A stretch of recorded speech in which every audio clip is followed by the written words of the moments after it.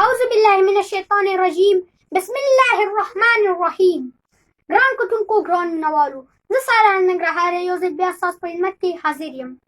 ګران کتونکو، نن به زه تاسو سره یوه موضوع شریک کړمه. د روم باچا څنګه ایمان راوړلو.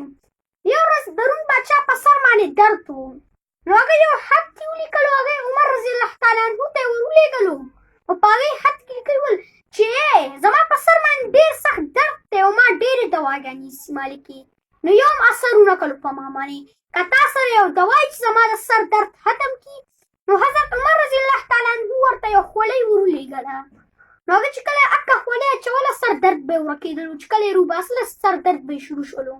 نو دا یو ورځ سره دې خولۍ کې دې نه لیدلي، نو ده یو کاغذ پیدا کړی. په کاغذ چې کولو کو په هغې کې لیکلي ول بسم الله الرحمن الرحیم. هغه ویلي ول که په دې یو آیات کې دومره برکت دی، نو په ټول قرآن مجید کې به څومره برکت وي. نو بیا مسلمان شو او ایمان یې راوړلو. نو تر دې نه والی والسلام. د ستاسو ورور سالار ننګرهاری.